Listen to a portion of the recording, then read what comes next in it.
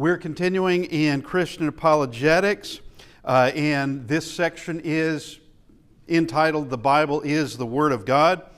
And we want to look at our two options in this, because already we can draw some conclusions in the things that we have been discussing, and we've only been discussing really the beginning, the first half of Genesis. That's all we've done thus far.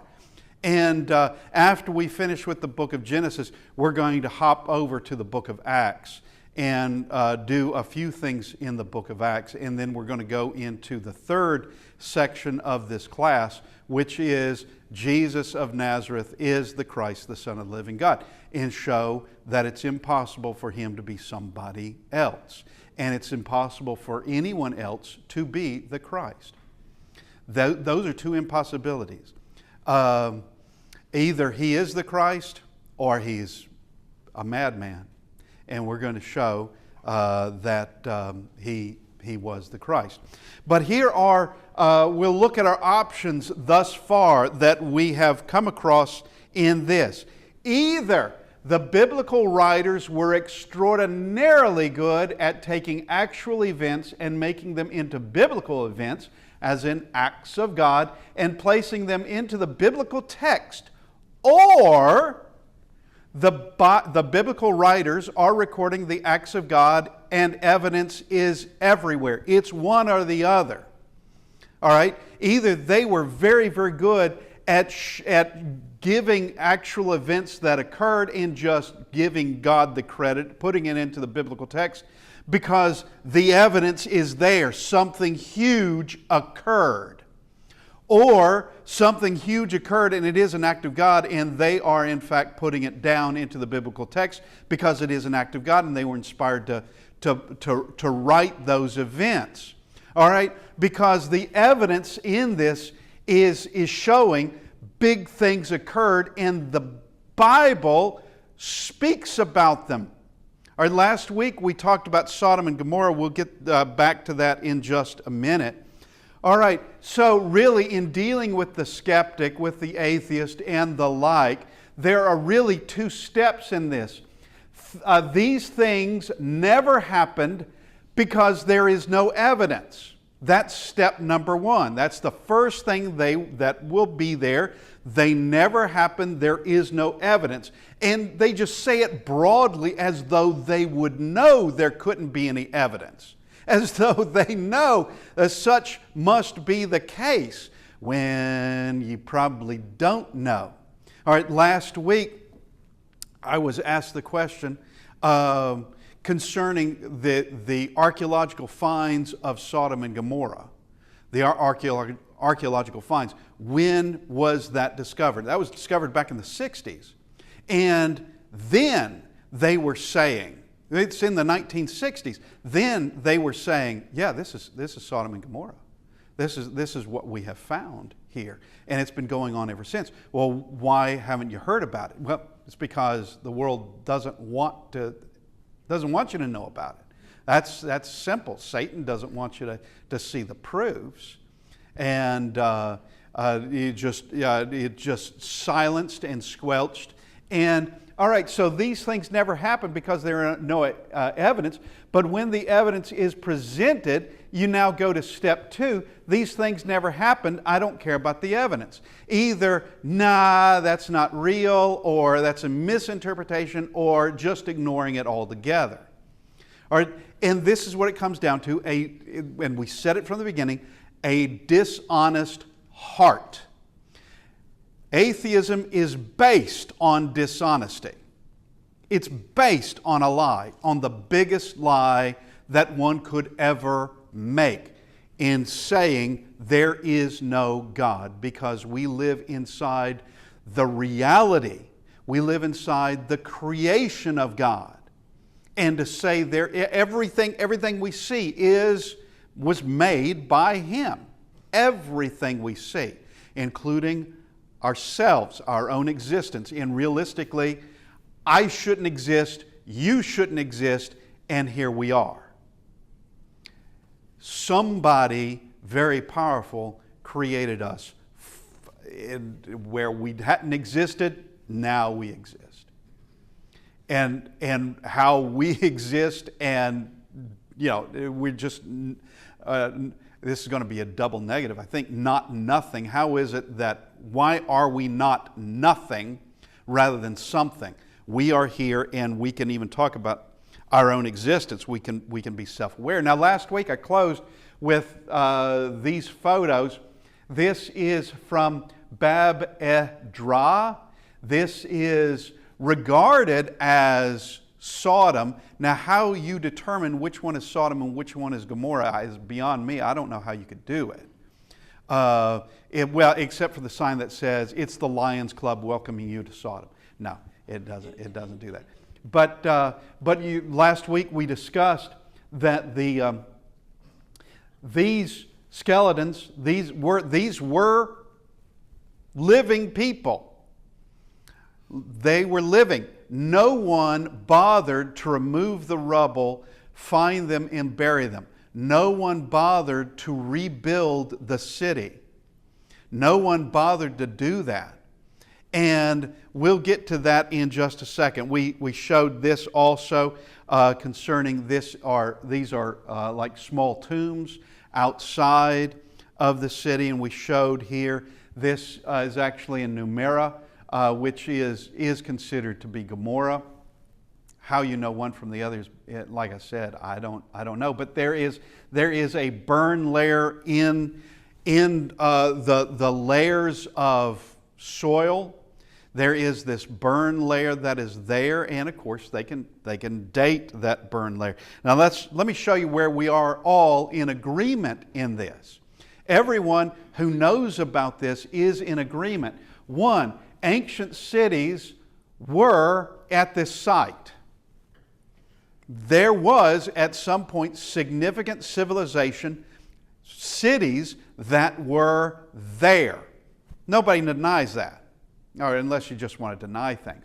Next is a massive fire destroyed the cities. Everybody agrees with that. Now some will say, well, there was an earthquake in there. I don't care. I don't care if there's an earthquake or not. Were they burned? Yes. Was it a massive fire? Everyone would say yes. And some would say, well, that was enemies doing that, while there is no evidence of any warfare at all. There's no bodies with anyone having a sword or some kind of hacked limbs or anything like that. There is no evidence that there was a battle there at all. The next one is that the cities were never rebuilt. Either they were completely abandoned or everybody died, and no one reclaimed this. No one decided it's now ours. Now, earlier in Genesis chapter 14, there are kingdoms off to the east that are flexing their muscles. They are feeling very, very powerful, and they put a number of different nations in subjugation, of which Sodom and Gomorrah were two cities involved in that they were subjugated. They had there was forced tribute that they had to pay, and there were things like that went on in the ancient world. Yeah, of course there was, and there was war in the ancient world. And Genesis chapter 14 records a battle, actually a war. That was occurring. It's the first one recorded in the Bible, but not necessarily the first one to ever occur, because before the flood we see where there was a lot of bloodshed. That was probably warfare going on, but nothing was rebuilt. Either they all died or the survivors abandoned the place. No one took care of it, and that takes us to this one. The dead were never buried. They're just left where they were. No funerals, no burials, not even searching for them. All right? Not there. The next one is that the fire was broader than the cities, which, if this is going to be warfare, you can't explain how do you have this massive ash layer that spreads out beyond the cities. How do you do that? There's something very, very big occurred here. And it was a thing talking about going back to where the tombs were and a burial ground, that there's an ash layer there. Well, who would burn a cemetery, and why would you do it? And what could possibly really burn at a cemetery anyway, especially if you're looking at something made out of stone or clay or something like this. But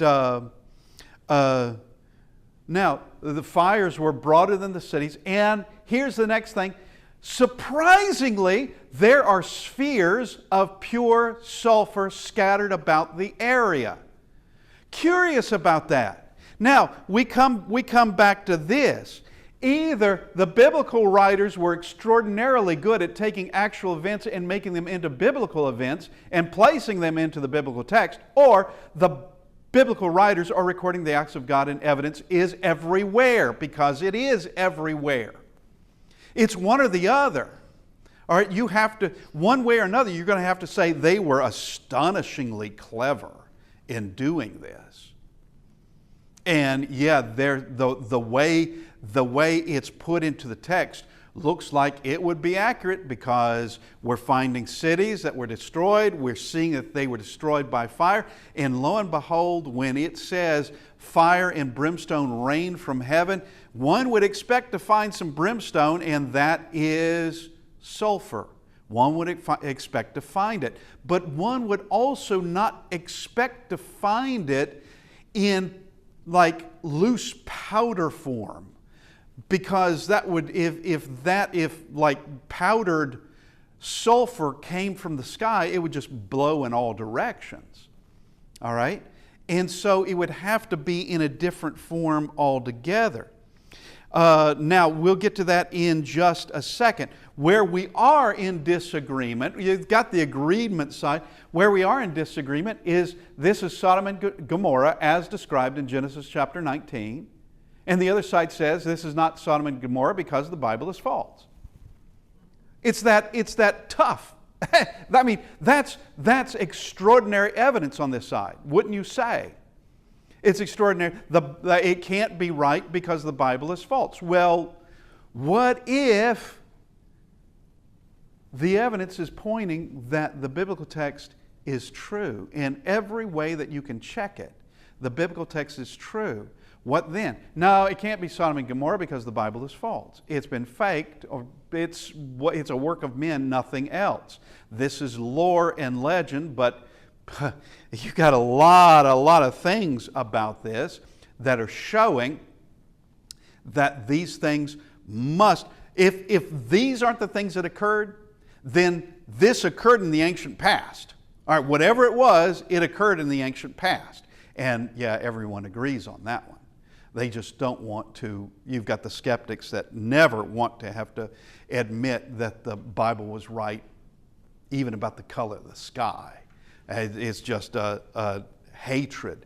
But Numera is located here. This is the Dead Sea. It's on the southeast side, and the site for Gomorrah is a little bit further south from there. I mean, the site of Sodom is a little bit further south from there. And, how do you know one from the other? I've already asked that question. I don't know. I don't know how they're saying one is Sodom and the other they know is Gomorrah. You could get them switched up. You're 50% right anyway. All right, now, here is something in the area. These are in stone, and you have plenty, they're actually stuck to them. What you're seeing here is sulfur. These are spheres of sulfur. And here they are. This is basically, this is what they look like. And here are some peculiar things about it. One, they are spheres. We already mentioned that if the brimstone came down in powder form, just loose powder, that it would blow everywhere. But these are in this ball shape, in these spheres, and this is the purest form of sulfur you're going to find on Earth that hasn't been purified somehow in a lab. Okay, this is the purest form. This is white sulfur. It's 98% pure sulfur, as opposed to yellow sulfur.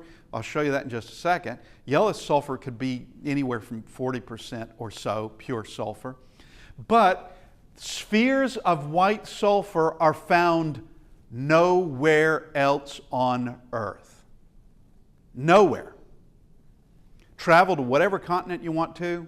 If you find them, okay, congratulations. You found something that nobody knows about. But thus far, there's no other place on Earth where you find these. How did the Bible get that right? How'd they know? It's just kind of astonishing that a place that it says was destroyed by sulfur has this around there. And it's not just a few. People can easily go searching for them and find them. They're very common. Matter of fact, you could buy these if you wanted to. If you wanted to buy some of them. Now this is what sulfur, as we usually think of it, looks like. It's a much brighter yellow. While this is called white sulfur, it really has a yellow tinge to it, but not like this. This is 40% sulfur or less, and we usually think of it in this kind of form. Now, here are some of the areas. These are just some photos that are in the area of the Sodom and Gomorrah site. And this is quite a blasted area. And we saw from the text, there in earlier in Genesis, where you have a separation of Abraham and Lot. And it says that, and Lot lifted his eyes, this is chapter 13, verse 10, and Lot lifted his eyes and saw the plain of Jordan, that it was well watered everywhere before the Lord destroyed Sodom and Gomorrah. Or is well watered before God did this. Like the garden of the Lord, like the land of Egypt as you go towards Zoar. All right, so this area had been lush, and the text is telling us, but that was before God destroyed Sodom and Gomorrah. It's telling us that. Because there have been plenty of skeptics that they look at this area, and yes, by the way, prior to the discovery of these sites, your skeptics said there was no, Sodom and Gomorrah didn't exist, like skeptics today say. All right, and they would say, this area down here couldn't support cities. It's too bleak. It is blasted. Nothing really grows down there. There's hardly any water to speak of except what's in the Dead Sea, and you can't drink that because it's saltier than the ocean. You can't do that there. But the text is telling us there was a time prior to the destruction of Sodom and Gomorrah that yes, it was well watered and it was green, and that is why Lot went there. If you're going to suggest that all of this is fiction, but it all fits. Everything, every base is covered. Every base is covered. You can't really lie this successfully. You can't do it. But if the Bible is a lie, it's a lucky liar. And a lucky liar that continued on not just in the days of Moses, but through over 1,000 years, like 1,300 years. 1,300 years of writing, and not every writer was Jewish. Not every writer had an Egyptian background, like Moses. Not every writer was a king like Solomon. In David didn't grow up as royalty at all. But they all come from different backgrounds. They are at different ages, and yet everything fits together.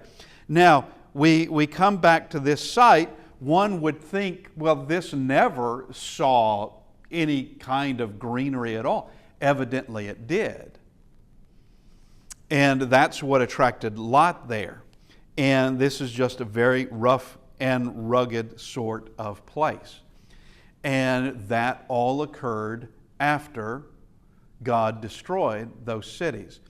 And as is described in Genesis 19, we looked at it last week, that Lot, his wife, and the two daughters they're taking with them, they're able to drag out of there.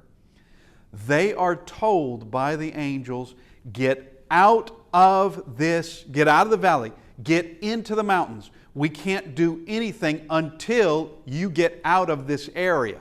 We can't do anything because it's not hitting just the cities, it's blasting that entire area. Whoever was outside of the cities, inside that plain, they're going to be destroyed as well.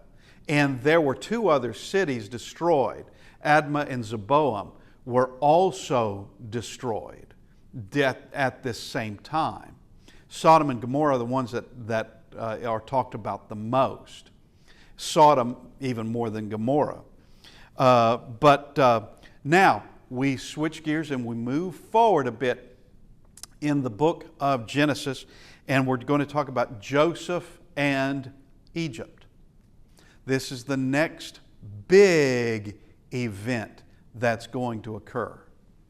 And once again, you'd have to ask, well, if such and such happened, such as a 7-year massive famine, there would be evidence of it. And if there was someone like Joseph storing grain, there would be, and preparing for those years of famine, there would be evidence for it. Where is the evidence? And for the skeptic, for the true and faithful skeptic, it won't matter what you present to him.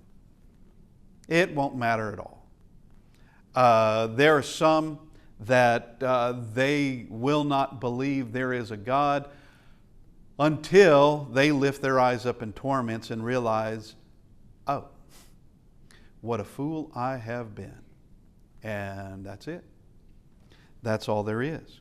Now, we go to Joseph in Egypt, and like we have been doing, we have to read the text. We have to read it. First off is that there will be those who really haven't read this text. There will be those that we can talk about things and it'll be like they don't even know what we're talking about. It'll be just like abstract sort of things of a hazy story that they don't even know what the facts are. But we have to see, what does the text say? And then we go from there. We look for the evidence in this. So we are, at this point, we have Joseph has been sold into slavery by his brothers. He was to Ishmaelites. The Ishmaelites took him down to the market in Egypt. Potiphar bought Joseph. Potiphar sees that Joseph is an extraordinary individual and sees that everything that Joseph does is blessed by God. He sees that Joseph makes the right decisions, and he takes Joseph and makes him, basically entrusts Joseph with everything that he could entrust him with, to where Potiphar doesn't even have to think about the basic dealings of his household. He is a captain in Pharaoh's army, and he doesn't have to think about how things are going because he has trusted everything to Joseph. Well, Joseph is framed by Potiphar's wife, and Joseph is thrown into a very special prison. And that doesn't mean a luxury prison.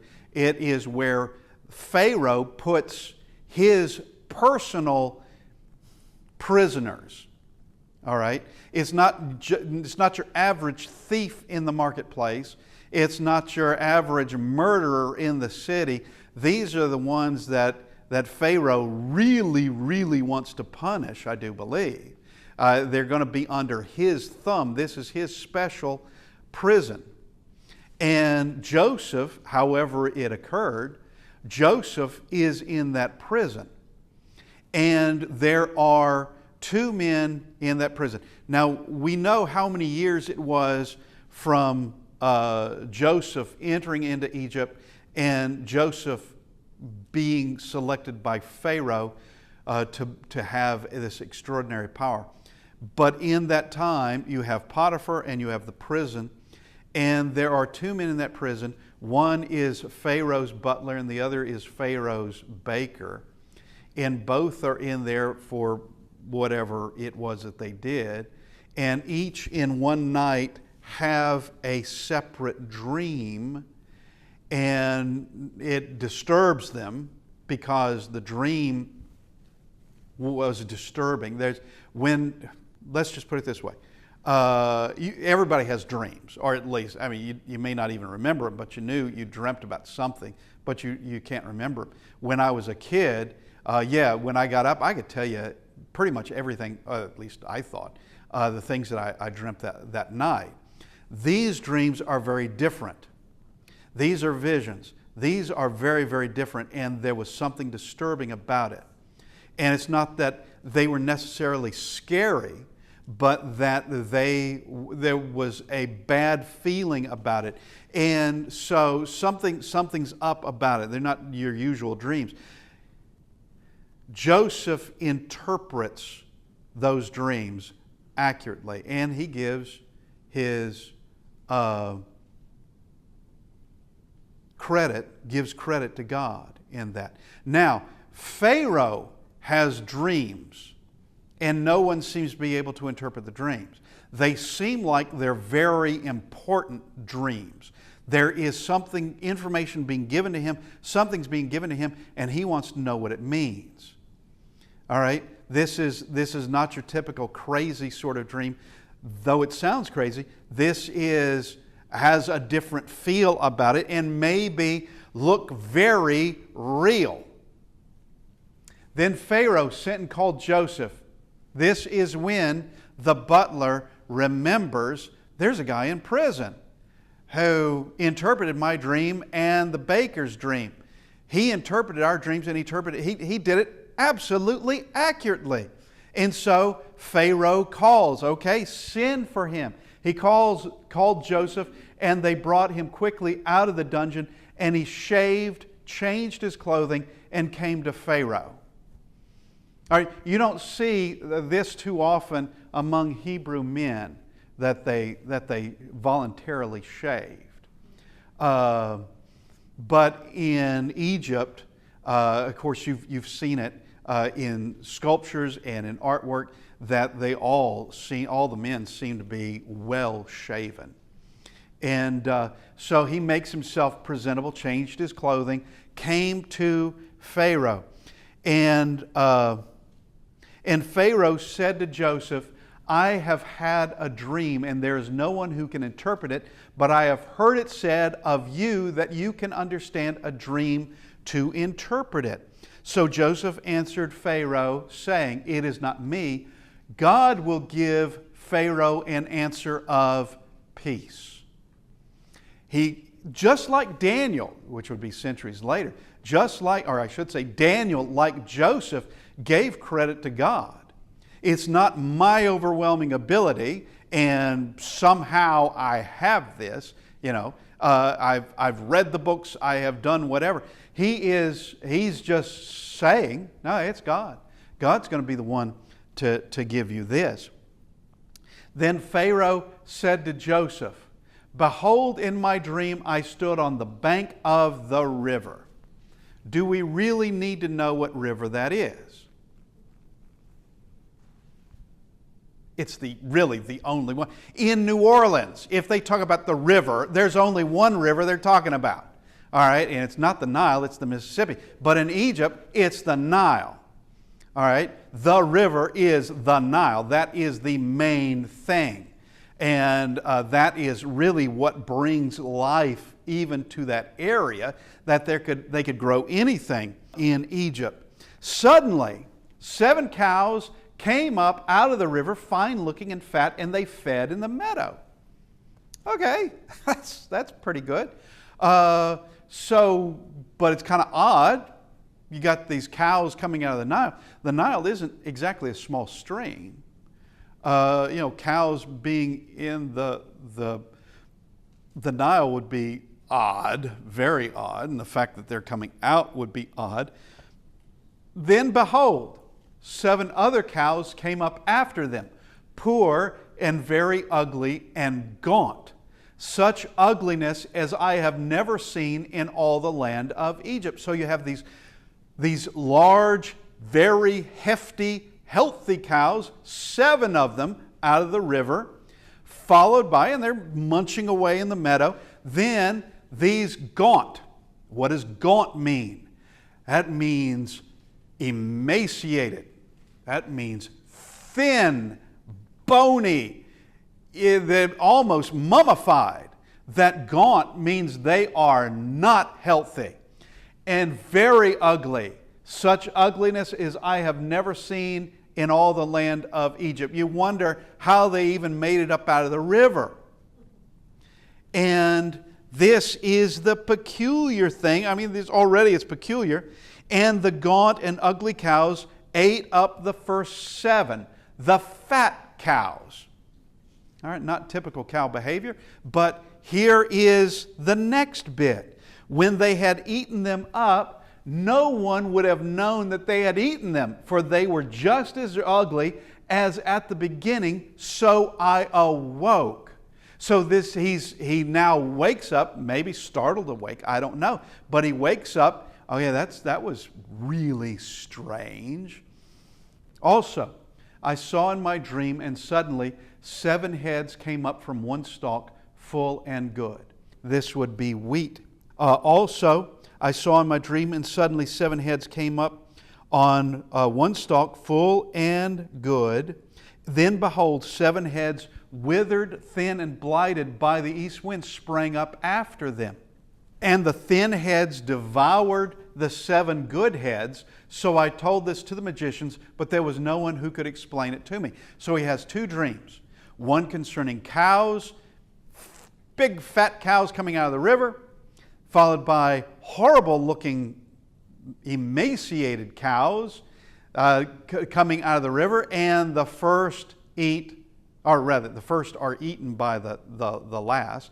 The emaciated cows eat the fat cows, and one wouldn't have known anything had happened. Now, the next one is that of wheat. You have 7 full heads of wheat. They are beautiful, followed by 7 very bad heads that look like they have been blighted by the east wind. And the thin heads devoured the 7 good heads. There's a lot of eating going on in here. So I told this to the magicians. Okay, they couldn't decipher any of this whatsoever. Then Joseph said to Pharaoh, the dreams of Pharaoh are one. What does he mean by that? There's one message being given to you in 2 dreams. There's more than one way that this could be illustrated. One is with cows, the other is with wheat heads and grains of wheat. The dreams of Pharaoh are one. God has shown Pharaoh what he is about to do. And I think that what Joseph says here is going to happen very soon. They're not going to be waiting years for this to start. I think it's going to happen soon, such as in, I don't know what time of year this was, but I think they would have had just enough time to make preparation for the next harvest, which was going to be a bumper crop. They have enough time to prepare for that.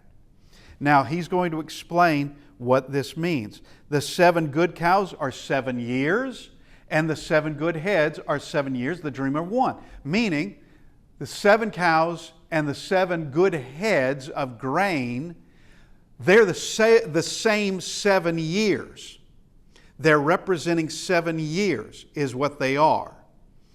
And then he says, and the 7 thin and ugly cows which came up after them are 7 years, and the 7 empty heads blighted by the east wind are 7 years of famine. All right, so we have 7 years of plenty and 7 years of famine. And the way this is illustrated in the dreams, one would think the good's going to be really good and the bad is going to be extremely bad. All right? And this is the thing which I have spoken to Pharaoh. God has shown Pharaoh what he is about to do.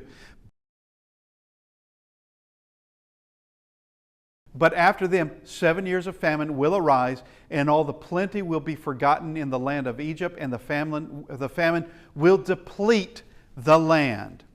So the plenty will not be known in the land because of the famine following, for it will be very intense. And the dream was repeated to Pharaoh twice because the thing is established by God, and God will shortly bring it to pass. Now, therefore, let Pharaoh select a discerning and wise man. So he's given what the dream is, and you've got 2. God is repeating this message, and Joseph said, "It's set, it's certain, it's going to happen." Now, there's a plus in all this. One, that is, God is forewarning you what's about to happen. Therefore, it's not that you go into this blindly and you have this time of plenty,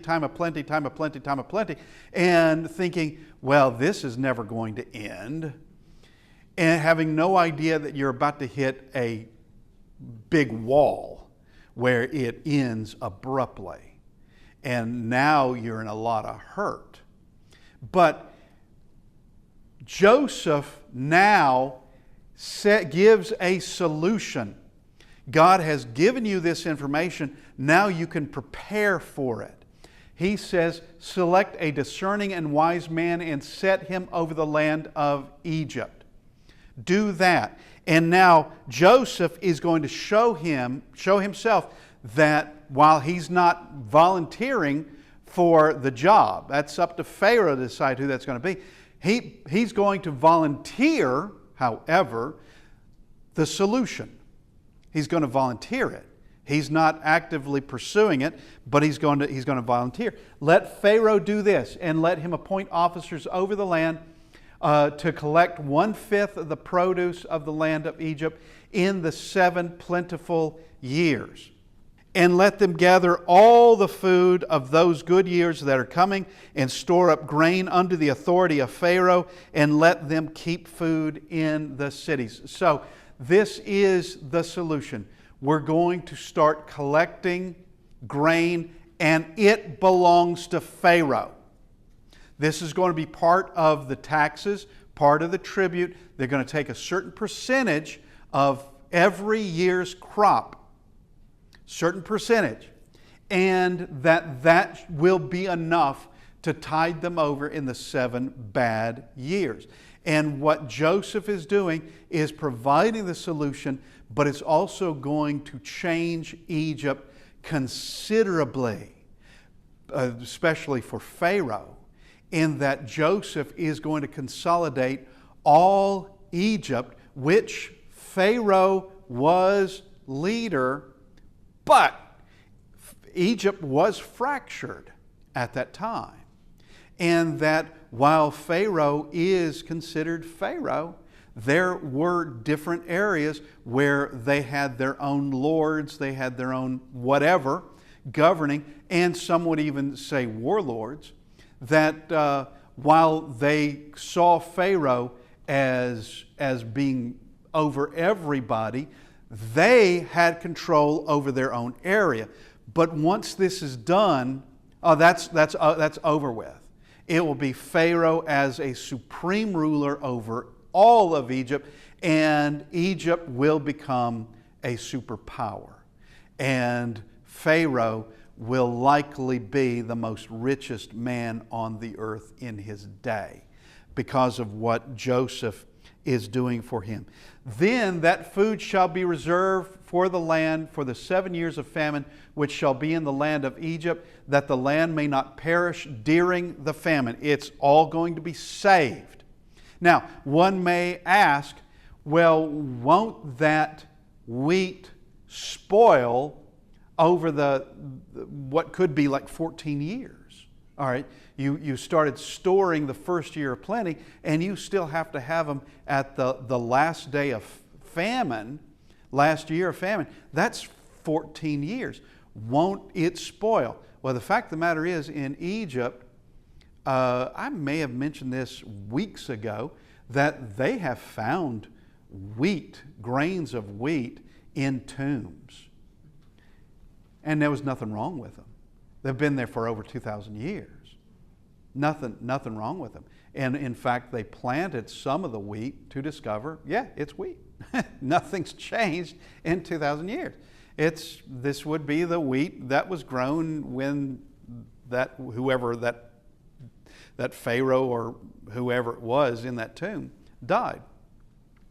And so, yeah, this can be stored for that long of a time. So the advice was good in the eyes of Pharaoh and the eyes of all his servants.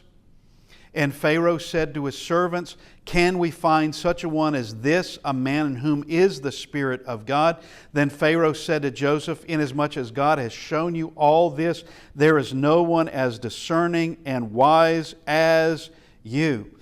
You shall be over my house, and all my people shall be ruled according to your word. Only in regard to the throne will I be greater than you." So Joseph is being promoted from prisoner now to the second most powerful person in Egypt.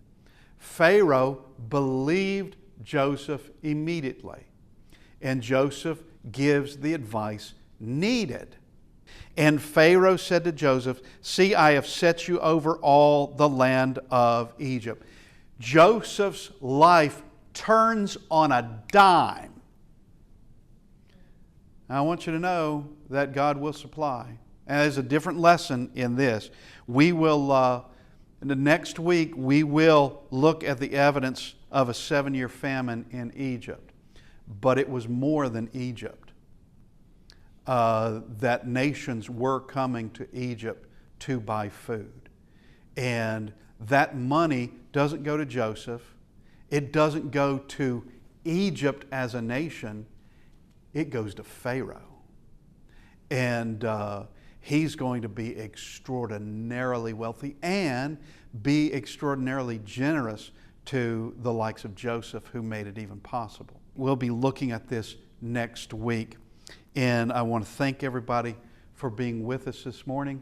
And hopefully next week we can continue. Thank you.